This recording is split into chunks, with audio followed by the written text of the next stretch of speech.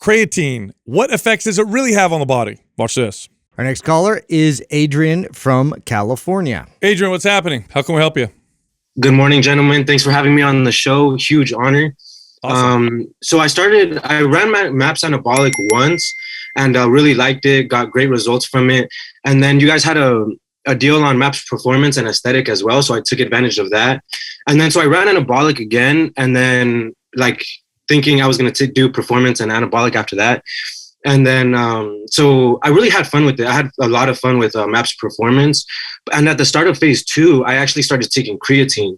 And I think that's kind of where I messed up, because I'm not really feeling anything from the creatine. So I just wanted to know, like, how do I know it's working and didn't just get ripped off?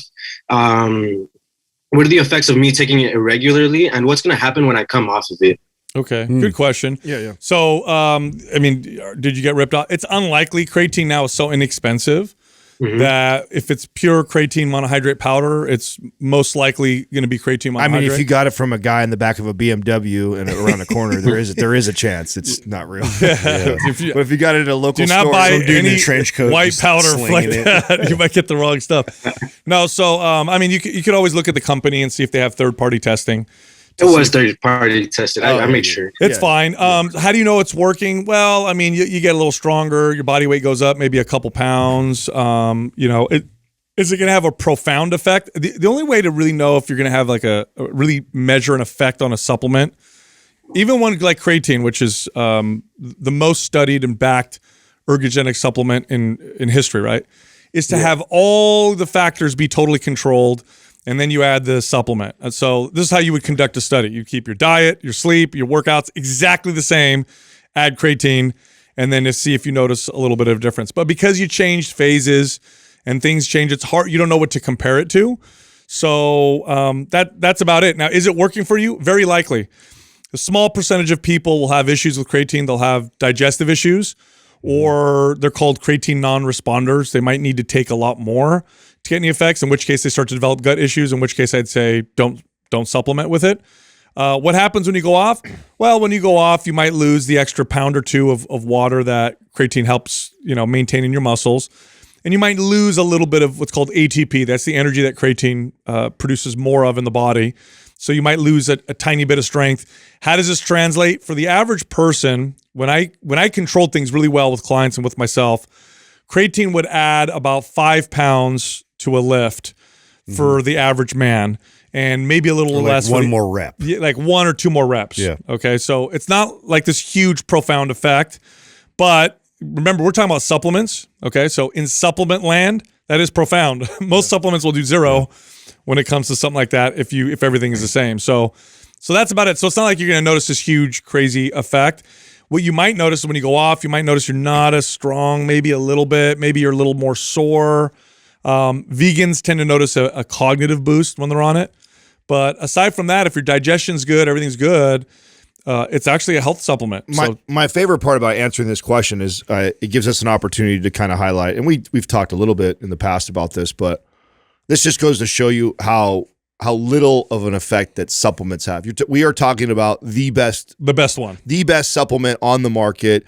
It's almost certain that what you have is the real deal.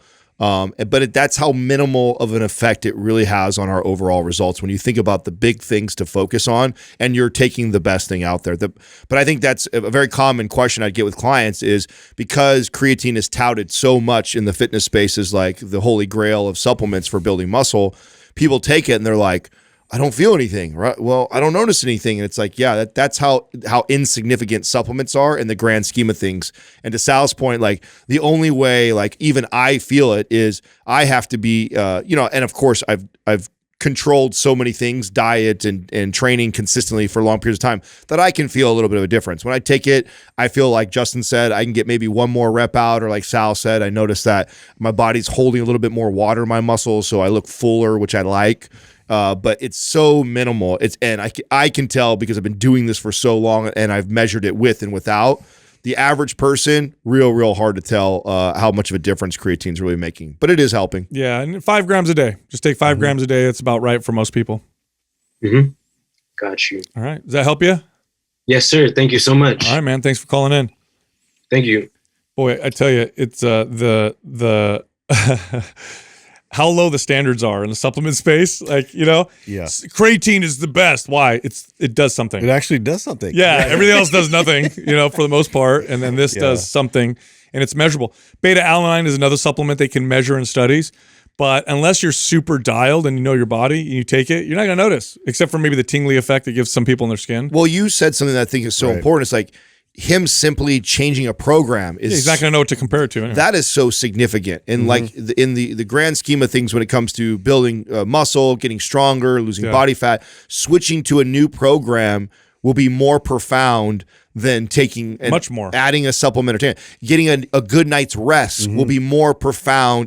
Being hydrated is going to be more profound. I mean, there's a whole host of things that will be more profound as far as like I feel the difference in my workout than taking that supplement. And we know that that's the best in the market. But I think a lot of people, especially clients when they first get into the space, are sold on it because everybody pushes creatine because all the studies. Now there is a small percentage of people that notice a very big effect from creatine, and they tend to be vegans who eat no animal products and low protein, and it's because they just don't get any in their diet. Efficient, yeah. And then when they supplement with it, I remember I've trained a lot of people. I've only had maybe 2 clients I can think of right now, 2, and the whole time I've trained people where they took it. And maybe a week later, they're like, "Oh my gosh, I can really feel this." But everybody else is like, "Well, I don't know." Yeah, what you're highlighting though is the deficiency, right? Correct. Because that was the experience when you hear me talk on the show when we do commercials for Ned, and that's how I talk about the magnesium because I was so deficient. It's not that the supplement per se is like, oh my God, it's the holy grail of getting great sleep, but it was for me because I lacked. You were deficient. Yeah, I was deficient. So that's why that matters. And that's so that your point about creatine, it's like, yeah, oh, absolutely. If you're deficient, it'll make a huge difference. But most people, they ain't gonna feel it. Totally.